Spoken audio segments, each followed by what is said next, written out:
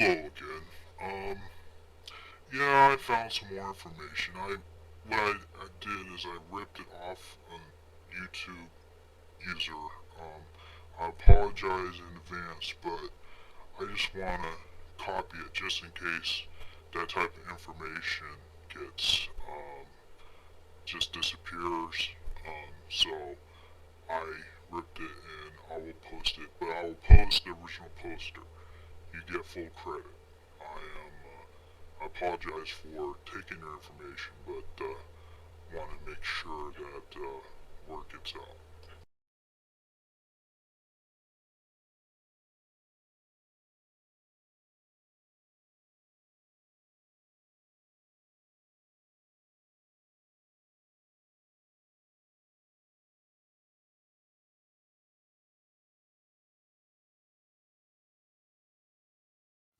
The U.S. military financed all scientific research into development of directed energy weapons. After several decades of work, real progress was on the horizon and much of the research became classified, or once a breakthrough of some kind was made, the public program was shut down and restarted elsewhere in conditions of absolute secrecy. The published scientific papers that concerned potential weapons and even bioelectric medicine were reduced to a trickle, but occasional information about their existence did emerge.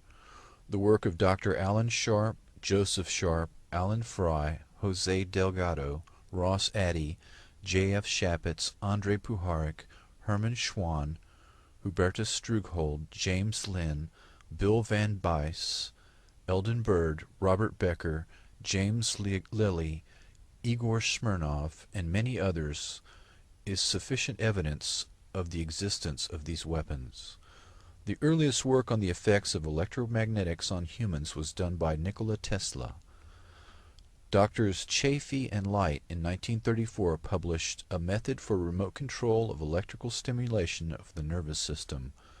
The same year, Soviet scientist Vasilev wrote Critical Evaluation of the Hypogenic Method. The experiment showed at a distance, mental suggestion to go to sleep was complied with within a minute. The background to the development of any personnel electromagnetic weapons can be traced to the early-middle 1940s and possibly earlier. The earliest extant reference was contained in the U.S. Strategic Bombing Survey, Pacific Survey Military Analysis Division, Volume 65, which reviewed Japanese research and development efforts on a death ray. While not reaching the stage of practical application, research was considered sufficiently promising to warrant the expenditure of 2 million yen during the years 1940-1945. Summarizing the World War II Japanese efforts, Allied scientists concluded that a death ray apparatus might be developed that could kill unshielded human beings at a distance of 5 to 10 miles. Studies demonstrated that, for example, automobile engines could be stopped by tuned waves as early as 1943. It is therefore reasonable to suppose that this technique has been available for a great many years.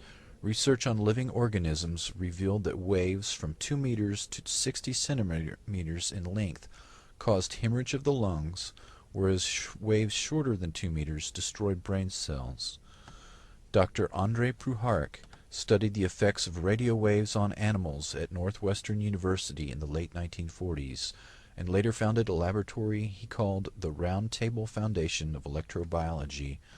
His associate in the organization was Warren S. McCulloch of Bellevue, an early advocate of electronic brain implants, chair of conferences sponsored by the Josiah Macy Jr. Foundation.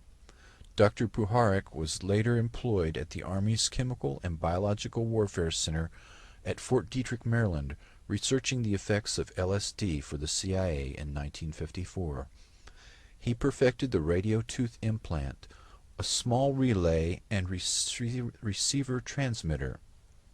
Dr. Puharich also worked at the Permanente Research Foundation and was funded by the Sandoz Chemical Works. Dr. Alan Fry, a biophysicist at GE's Advanced Electronics Center, Cornell University, and a contractor for the Office of Naval Research, discovered in 1958 that the auditory system responds to electromagnetic energy in a portion of the radiofrequency spectrum at low power densities, well below that necessary for biological damage. The human auditory system and a table radio, he said, may be one order of magnitude apart in sensitivity in a portion of the radiofrequency spectrum.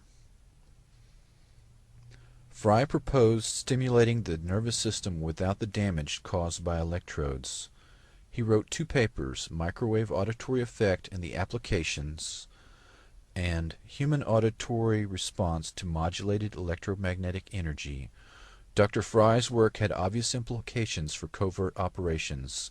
He synchronized pulse microwaves with the myocardial rhythm of a frog's heart.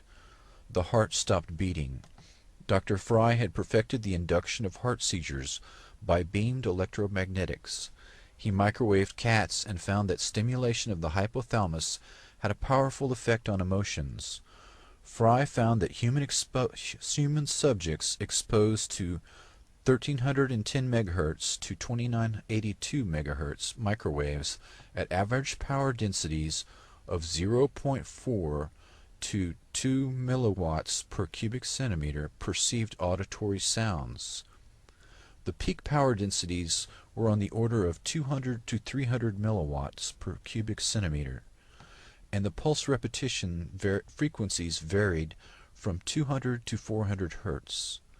Dr. Fry referred to this auditory phenomenon as RF, or radio frequency sound.